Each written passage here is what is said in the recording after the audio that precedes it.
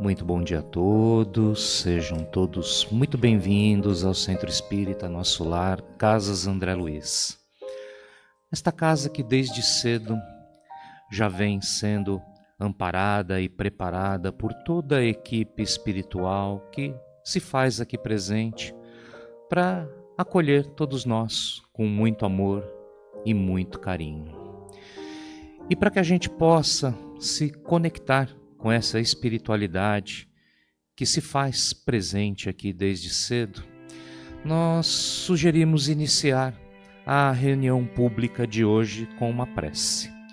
Então, para aqueles que quiserem e se sentirem mais à vontade, podem fechar os seus olhos por uma melhor concentração e uma melhor afinação com essa equipe espiritual que nos auxilia e nos abençoa sempre.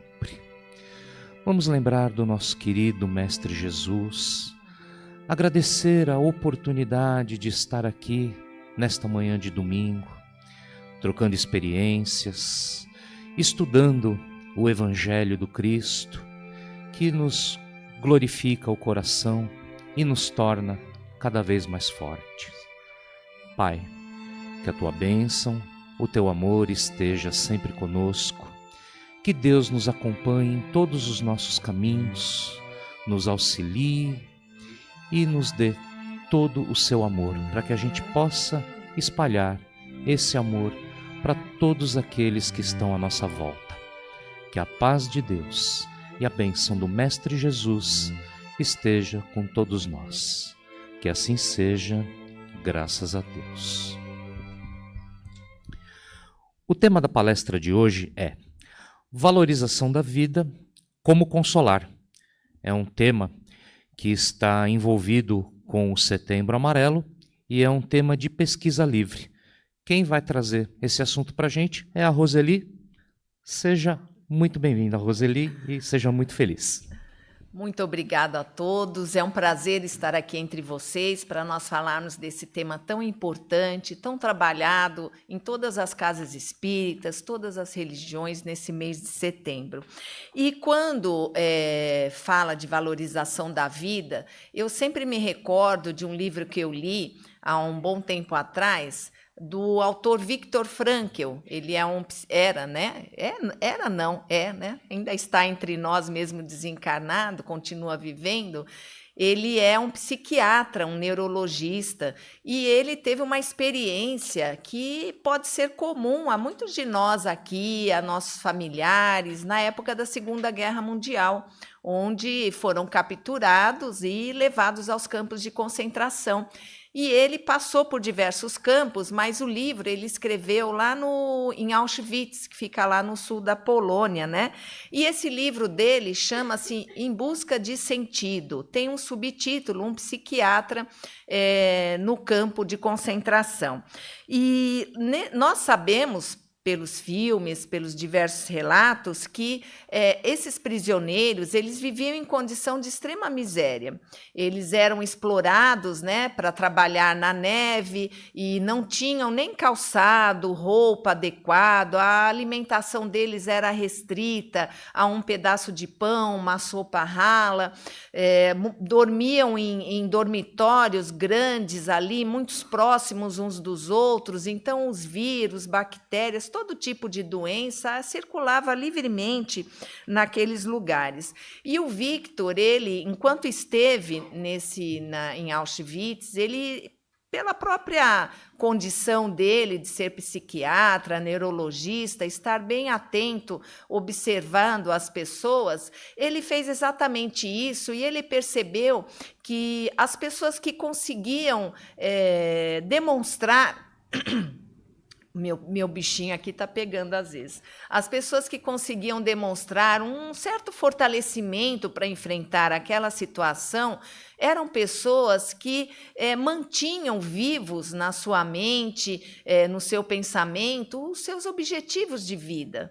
eles tinham objetivos, eles tinham o quê? Um sentido para as suas vidas, independente da situação de penúria em que eles estavam lá vivendo. E o Victor, ele observou isso, e muitos morriam de fome, de sede, de frio, passavam por situações difíceis mesmo, mas também muitos morriam de tristeza, de ansiedade, de depressão. Então, ele foi fazendo o quê? Ele começou a fazer anotações num bloco ali de papel que ele tinha, anotações, e nessas anotações ele mesmo foi mantendo os seus objetivos, ele foi fazendo planos, né? Para a gente é inconcebível, a gente que não viveu isso, uma pessoa tá ali numa situação daquelas em que estava todo mundo já predestinado a desencarnar nas câmaras de gás, né? Era o destino de todos. Enquanto estavam ali saudáveis, poderiam render alguma coisa, eram mantidos vivos. Mas, quando adoeciam ou quando não tinham mais condições de trabalho, eles iam para as câmaras de gás, né? Então, mesmo em meio a tudo isso, essas pessoas e o próprio Victor começou a desenvolver ali dentro esse fortalecimento interior, essa criação de objetivos, de planos para um futuro. Mesmo ele sabendo que quando ele saísse, ele não teria mais a sua família, porque mãe, pai, irmão e a esposa, que estava grávida na época, todos eles foram assassinados. As notícias corriam de um campo para outro, né? E um ia falando para o outro, e ele tinha tido essa notícia de que toda a sua família havia sido dizimada, apenas uma irmã que conseguiu refúgio antes mesmo da guerra, ela estava num outro país. Então, o único ser da sua família que havia restado para ele, quando ele saísse de lá, era a sua irmã. Então, todo esse processo foi fazendo com que ele observasse a grande capacidade que tem o ser humano de ser resiliente. Quer dizer, de passar por situações difíceis, penúria, miséria, depressão, e eles conseguirem ali se tornar resilientes, lidarem com essas situações tão difíceis, tão extremas, e conseguirem, quando libertos finalmente, saírem para uma vida ainda com objetivos, com um plano, com um pensamento de futuro.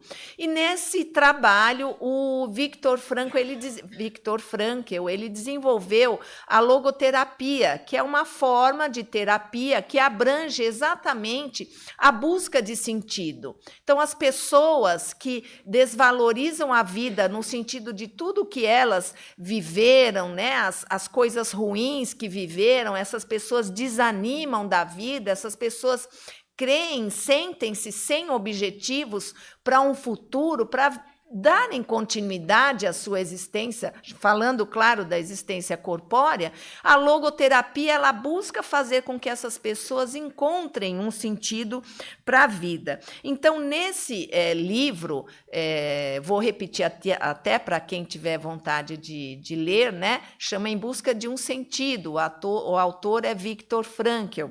E nesse livro, o que se destaca mais é que mesmo nas situações mais extremas, mesmo nas situações mais difíceis, inconcebíveis que a gente possa vir a passar ainda, supondo-se nessa existência, a vida, ela tem um sentido.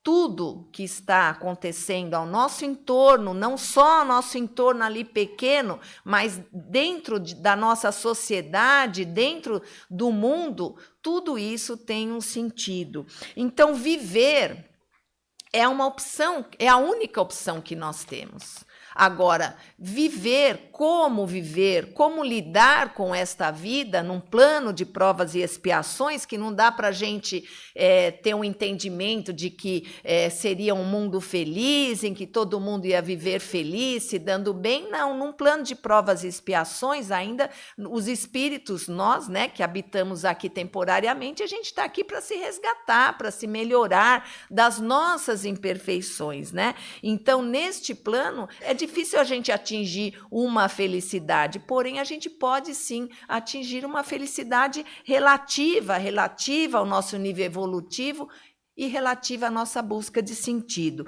Então, viver, como viver, a gente pode escolher. E o exemplo que a gente tem do Victor é que ele decidiu viver mesmo naquelas circunstâncias em que pensar no futuro poderia ser taxado de louco, como ele foi por muitos dos seus companheiros lá.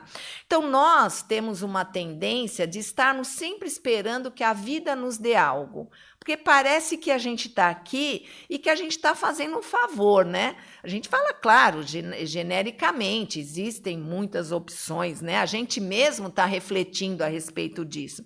Mas, às vezes, a gente tem a impressão de que a vida que tem que dar para a gente as coisas, a vida que tem que dar a oportunidade, a vida que tem que nos abrir portas para a gente poder crescer, né? Mas a verdade é que nós é que devemos algo à vida, porque viver é uma dádiva de Deus. Ele nos deu a reencarnação justamente para que a gente possa crescer, evoluir através das nossas escolhas, que são e serão cada vez melhores.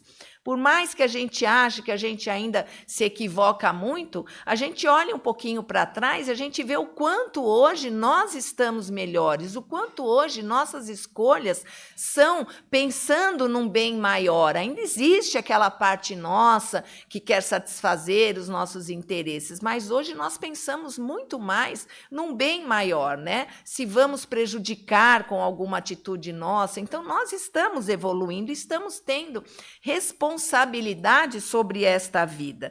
E a vida não é nada até que nós façamos dela alguma coisa. Então, a vida se oferece para nós todos os dias, né?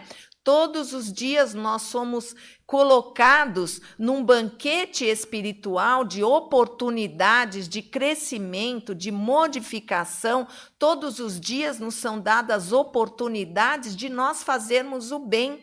A gente às vezes nem percebe, né? No nosso automatismo, que a gente vai vivendo, acorda, se troca, vai para o trabalho, volta, vai para a escola, volta para casa e vive na família, a gente deixa de ter essa percepção de que todos os dias nos são dadas oportunidades de nós fazermos o bem, seja num bom dia, num elevador, num trabalho, seja no trânsito, um sorriso, uma gentileza. Então, tudo isso são oportunidades que trazem o quê? Bem-estar para nós. É só a gente observar. Se a gente chega carrancudo no nosso trabalho, se a gente chega mal-humorado, revoltado porque não gostamos do ambiente, qual o tipo de energia que a gente leva para dentro de nós? Já quando a gente chega alegre, feliz, agradecido, independente das situações que a gente vivencia na relação profissional, a nossa energia ela é outra.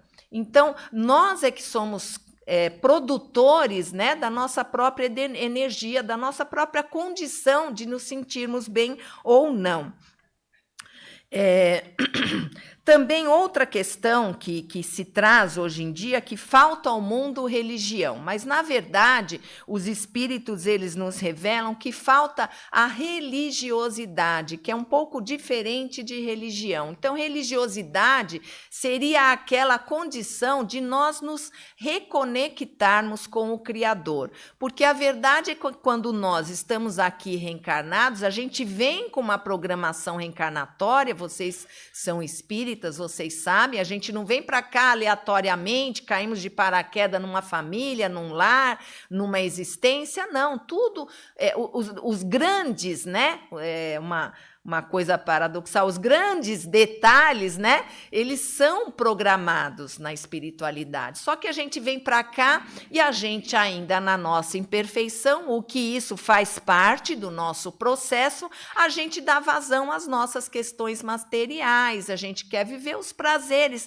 e nessa vivência muito ligada ao material, consequentemente, é claro, nós nos desconectamos do Criador. A nossa essência é espiritual, então nós nos desconectamos da nossa própria essência. Então, essa questão da religiosidade é nesse sentido, e não é preciso, claro, para isso você ter uma determinada religião, basta você ter dentro de si a vontade de se reconectar com aquilo que é espiritual, de trazer valores espirituais, morais para a sua existência.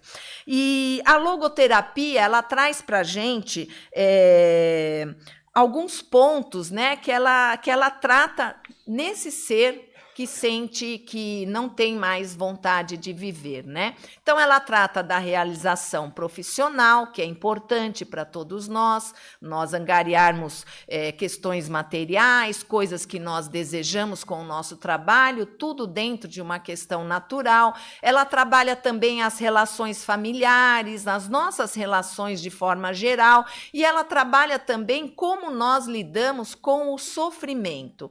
E é nesse item que a gente vai trabalhar um pouquinho mais, né? Será que nós somos capazes de superar o sofrimento? Qual o significado que nós damos a ele?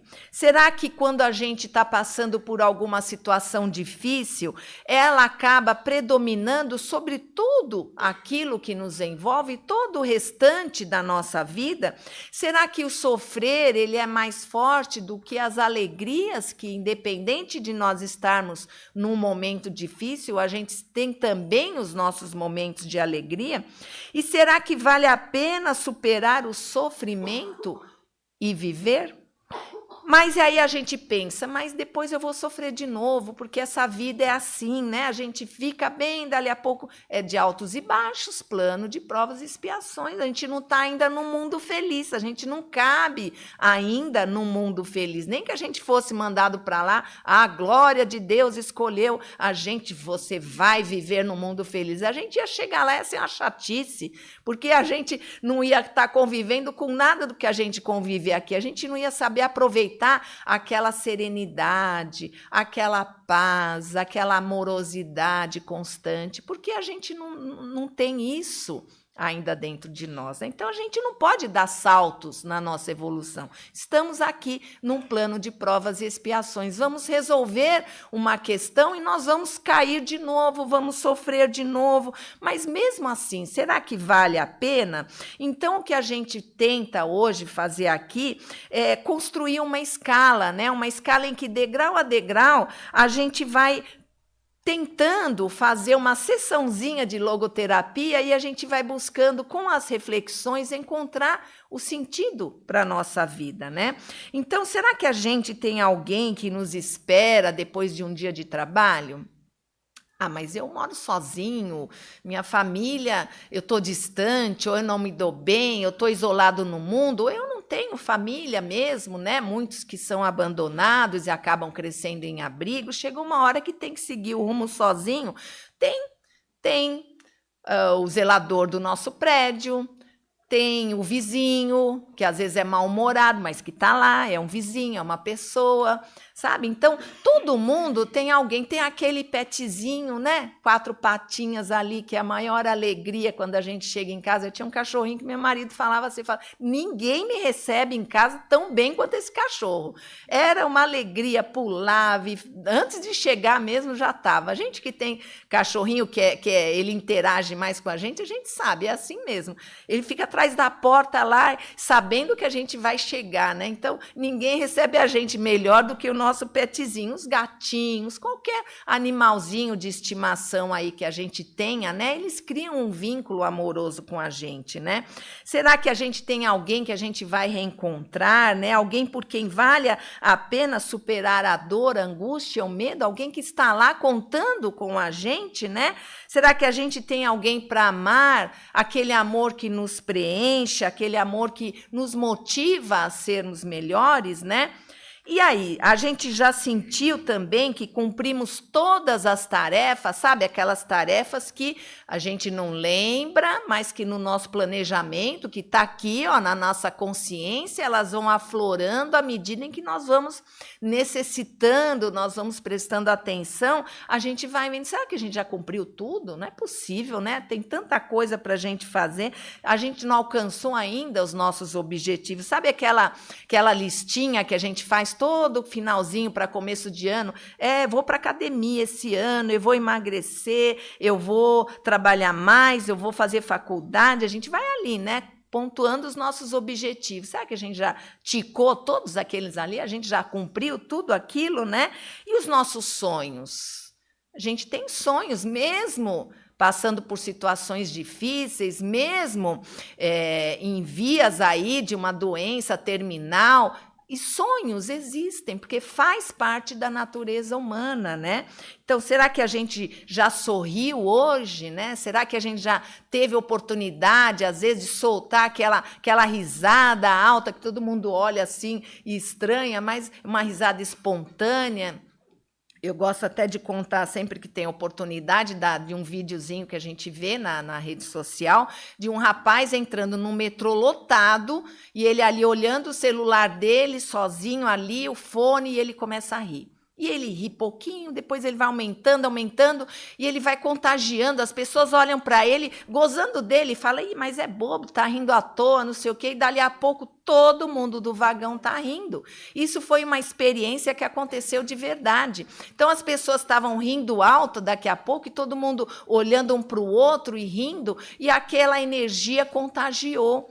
Né? Então, olha quanta coisa, né? A gente falar de novo da resiliência. Quem lava a louça em casa pega aquela esponjinha, coitada, sofre, né? A gente joga detergente, vai para a gordura, esfrega aqui, esfrega ali, você dá uma enxaguadinha nela, ela está quase perfeita. Claro, com as suas imperfeições ali de acordo com o uso, e a gente também é assim. Né? Será que a gente é uma esponja ou a gente é um papel? Vocês já fizeram a experiência de amassar um papel virgem ali, um papel que nunca foi usado? Você amassa aquele papel, ele fica cheio de nervuras, né? De texturas. Você pode passar o que for ali, ele nunca mais vai voltar a ser um papel como aquele que a gente pegou originalmente. Então, nós somos esponja ou nós somos papel, né? É uma reflexão também para a gente levar. Então, sempre existe uma saída, né? E quanto ao nosso futuro, a gente tem curiosidade de saber como nós vamos estar? A gente pensa, a gente planeja como queremos estar daqui a 10, 15, 20 anos, independente do que aconteça. Como é que nós queremos estar, né? E a questão do legado também, né? A gente se importa com o que a gente vai deixar de exemplo para o que fica quando nós desencarnarmos, né? Então, será que a gente vai deixar um bom exemplo, bons valores? Será que as pessoas vão se lembrar de nós de forma a trazerem boas memórias, boas recordações?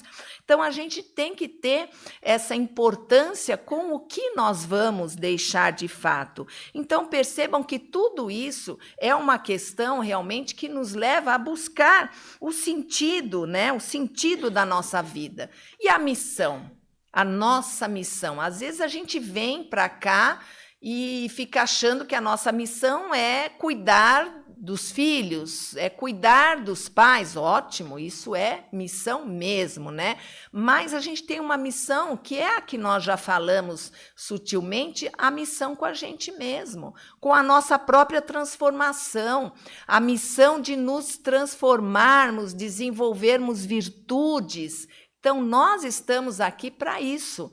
Nós vamos, sim, cuidar daqueles que estão no nosso entorno, daqueles pelos quais nós somos responsáveis, sim, mas a gente não pode deixar de cuidar da gente. Não adianta nada, a gente desencarna, chega lá no plano espiritual, vai estar lá, né? Claro, figurativamente, um caderninho. Não, você desencarnou, mas você fez muito pelos outros. Eu fiz. Dediquei minha vida a cuidar da minha família. Não faltava nada, trabalhei. E meu marido, ajudei ele demais. Ajudei ele a se modificar. Olha que legal. Ele tinha um monte de mania. A mulher também, não é só o marido. Tinha um monte de mania, eu ajudei. Eu fui firme com ele. E com você? O que você fez? Comigo? Esqueci.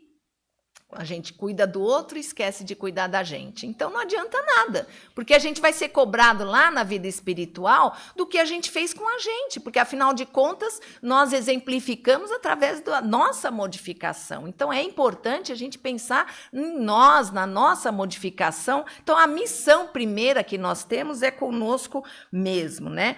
Então, mas mesmo assim, né, se a gente não se convencer realmente de que a gente deve valorizar a vida, mesmo assim, se a gente resolver ainda optar por viver de forma a não aproveitar todas essas oportunidades que nós colocamos aqui, que são metas, né, que a logoterapia procura trazer. Se a história de superação do Victor e de outras que nós conhecemos, porque nós temos muitos exemplos de superação, às vezes na nossa família mesmo, né, às vezes nossa superação, que a gente não quer enxergar, que a gente não quer ver, porque às vezes a nossa tendência é ficar ali mesmo, cabisbaixa, é ficar ali envolvidinho na nossa concha. A gente não quer admitir quanta força a gente tem, né? A gente se vitimiza. Também são características que às vezes individualmente nós temos, né?